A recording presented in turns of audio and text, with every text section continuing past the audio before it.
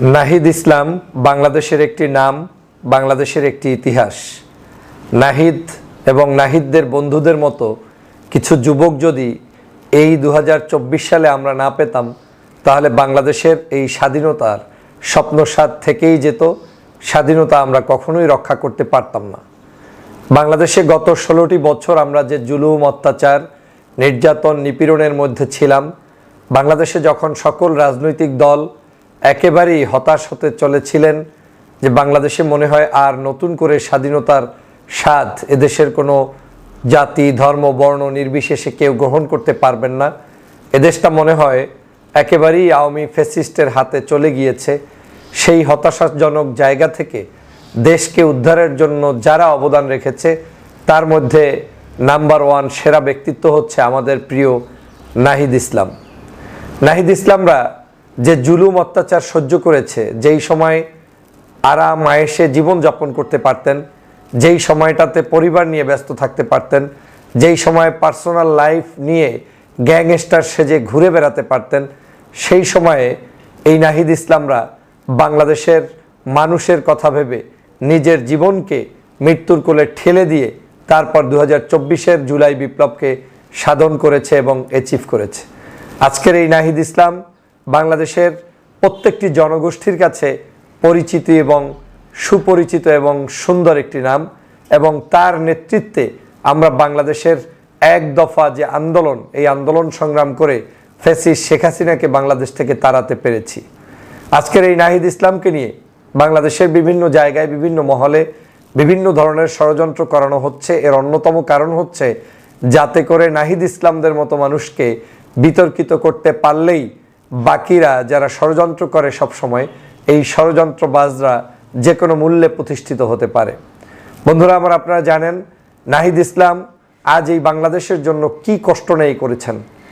যখন এই বাংলাদেশের মানুষ সব জায়গা থেকে বঞ্চিত হচ্ছে, সকল জায়গায় নিপীড়নের শিকার হচ্ছে, যখন কারো কথা কেউ শুনছে না, এবং যখন কেউ এই এক দফা দাবির উচ্চারণও মুখে আনতে পারছে না, তখন কিন্তু নাহিদ শহীদ মিনারে গিয়ে সেখানে এক দফা দাবি মুখ থেকে উচ্চারণ করে জাতির সামনে এক দিকপাল হিসেবে আবির্ভূত হয়েছিলেন।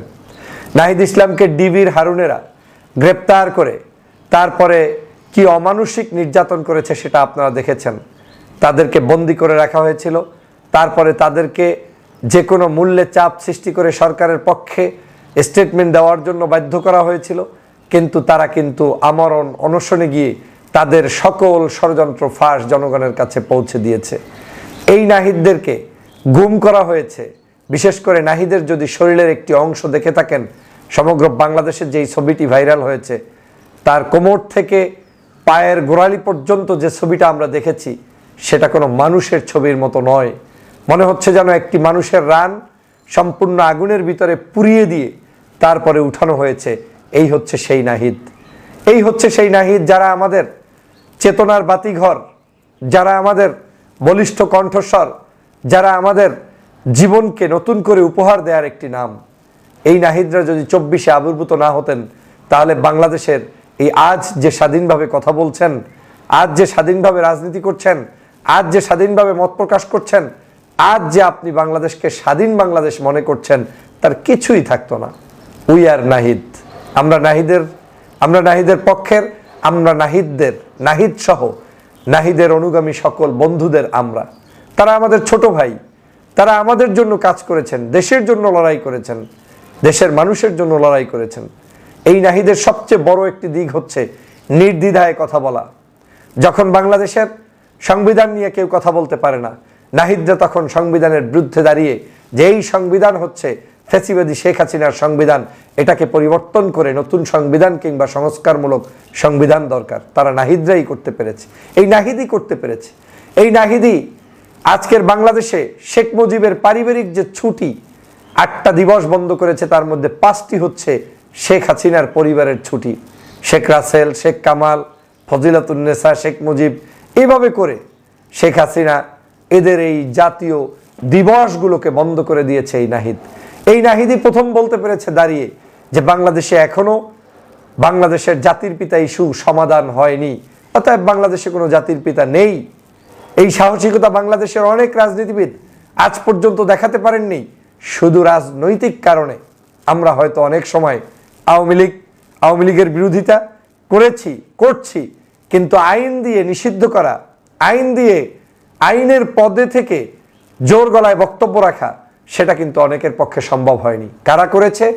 নাহিদ করেছে। নাহিদ আওয়ার প্রাউড, নাহিদ আমাদের সম্পদ, নাহিদ আমাদের দেশের জন্য যা করেছে, কিয়ামত পর্যন্ত যদি বাংলাদেশের কোনো মানুষ এই নাহিদের আর কোনো কাজ নাও পায়, তারপরেও তাকে স্মরণ করতে হবে। কারণ ৭১-এর স্বাধীনতা যুদ্ধ আমরা করেছি, বাংলাদেশের লক্ষ লক্ষ শহীদ হয়েছে, নাহিদরা ২৪-এর স্বাধীনতা এনে দিয়েছে এবং ২৪-এ তাদের ২,০০০ বন্ধু শহীদ হয়েছে। ৫০,০০০-এর অধিক মানুষ হাত নেই, পা নেই, চক্ষু নেই। আমি এই নাহিদদের বিরুদ্ধে যে কোনো ধরনের ষড়যন্ত্র সজাগ দৃষ্টি রাখার জন্য দেশবাসীকে আহ্বান জানাই, বাংলাদেশের মানুষকে আহ্বান জানাই, আপনাদেরকে নাহিদদের ব্যাপারে সতর্ক থাকতে হবে। নাহিদদের ব্যাপারে একটি কুচক্রী মহল দাবি তুলে বিভিন্ন পেশার জায়গা থেকে, বিভিন্ন দাবি দেওয়ার মধ্য থেকে তাদেরকে অপমান অপদস্থ করার একটি কৌশল নিয়েছে। কিন্তু ওই জায়গায় যারা সত্যিকার দেশের জন্য লড়াই করছে তাদের দোষ না, কিন্তু কিছু মানুষকে আওয়ামী লীগ ইনপুট করে দিচ্ছে যাতে করে ছাত্র আন্দোলনকে বিতর্কিত করা যায়।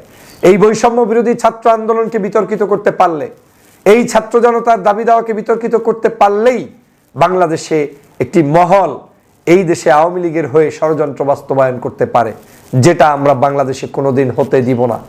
নাহিদ কোনোদিন আমার দলের না হোক, নাহিদ কোনোদিন আমার মতের না হোক, নাহিদদের কাছ থেকে আমার জীবনে আর কিছু প্রাপ্তি হোক কিংবা না হোক, আমরা নাহিদদের পক্ষেই থাকব, আমরা নাহিদদের সাথেই ছিলাম, আমরা নাহিদদের সাথেই থাকব। কি বলিষ্ঠ ভূমিকা রেখেছে। জুলাই মাস জুড়ে আগস্টের ৫ তারিখ পর্যন্ত যে স্বপ্ন নিয়ে বাংলাদেশে তারা এগিয়ে গিয়েছেন, সেটাই নাহিদদের কারণেই সম্ভব হয়েছে। নাহিদরা বুকের তাজা রক্ত ঢেলে দিয়ে, তার বন্ধুরা বুক পেতে দিয়ে হাত উঁচু করে, তারপরে তারা যখন রক্ত ঝরিয়েছে, দেশটা তখন স্বাধীন হয়েছে। আজ স্বাধীন বাংলাদেশে আপনি, আমি, আমরা চলতে পারছি, কথা বলতে পারছি, আমরা মানুষের সামনে উপস্থাপিত হতে পারছি।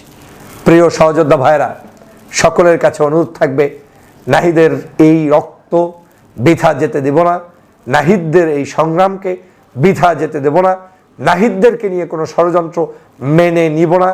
নাহিদরা এই বাংলাদেশের যে কোনো সময়ের, যে কোনো ইতিহাসের চাইতে বাংলাদেশের ইতিহাসের নতুন ইতিহাস সৃষ্টিকারী, অতএব তাদেরকে নিয়ে ষড়যন্ত্র কোনোভাবে বুনতে দেওয়া হবে না। এখনো একটা টি শার্ট পরে অফিস করে, একটা স্যান্ডেল, একটা প্যান্ট, কি সিম্পল জীবন যাপন করছে, যারা কোটি কোটি টাকা চাইলেই মারতে পারে, যেই আওয়ামী লীগ হাজার হাজার কোটি টাকা ধ্বংস করে দিয়েছে, লোপাট করে দিয়েছে, সেইখানে আমাদের সাধারণ শিক্ষার্থীরা সাধারণ জীবন যাপন করে রাষ্ট্র সংস্কারে নেমেছে। তাদেরকে আমাদের সহযোগিতা করা, এটা আমাদের ইমানি দায়িত্ব। আসুন দল মত, জাতি, ধর্ম, বর্ণ নির্বিশেষে ঐক্যবদ্ধভাবে এই নাহিদদের দুর্দিন কিংবা সুদিন সবসময় পাশে দাঁড়াই, তাদের হাতকে শক্তিশালী করে আগামীর বাংলাদেশ গঠন করি। মনে রাখবেন, যেই দেশে কোনো নেতার কদর হয় না, কিংবা যারা জাতিকে শ্রেষ্ঠতম দিন উপহার দেয় তাদেরকে কদর করা হয় না, সেই দেশে কিন্তু বারবার এইরকম জাতীয় নেতা তৈরি হবে না, এরকম জাতীয় বীরেরা তৈরি হবে না। হতে পারে আপনার ছোট, কিন্তু তার অবদান অনেক বড়, হতে পারে আপনার বড়, কিন্তু তার অবদান অনেক ছোট। এভাবেই মানুষের জীবন। অতএব আমাদের কারো উপরে কোনো কাজকে ছোট করে দেখার কোনো সুযোগ নেই। প্রিয় সহযোদ্ধা ভাইরা, আজ আমাদের এই উপদেষ্টা থেকে শুরু করে সর্বমহলে আমাদের যে দাবি থাকবে সেটা হচ্ছে একটাই, জুলাই বিপ্লবের চেতনা ধারণ করুন। জুলাই বিপ্লবের বিরুদ্ধাচরণ কেউ করবেন না। জুলাই বিপ্লবকে নিয়ে কেউ ষড়যন্ত্র করলে তাদেরকে কিন্তু কোনো অবস্থায় এদেশের জনগণ ক্ষমা করবে না। বিশেষ করে ছাত্র জনতা, যারা তারুণ্যে উদ্দীপ্ত, যারা আগামীর বাংলাদেশ দেখতে চায়, একটি নিষ্কুলুষ বাংলাদেশ, যেখানে সুন্দরভাবে মত প্রকাশ করে স্বাধীনভাবে সকল ধর্ম পেশার মানুষরা বসবাস করবে, যেখানে কোনো ঝঞ্ঝাল থাকবে না, দুর্নীতি থাকবে না, দুষ্কৃতি থাকবে না, অন্যায় থাকবে না, এই সকল একটি সুন্দরতম দেশ উপহার দেওয়ার জন্য আপনাকে, আমাকে, আমাদেরকে কাজ করতে হবে। আর আমাদেরকে কাজ করতে হলে নাহিদদের হাতকে শক্তিশালী করতে হবে। আর নাহিদদের হাত শক্তিশালী হলে বাংলাদেশ শক্তিশালী হবে। উই আর নাহিদ, আমরা নাহিদ, আমরা নাহিদের সাথে আছি। আমরা নাহিদের সকল কার্যক্রমকে এগিয়ে নেওয়ার, স্বপ্ন বাস্তবায়ন করার প্রত্যাশা করি।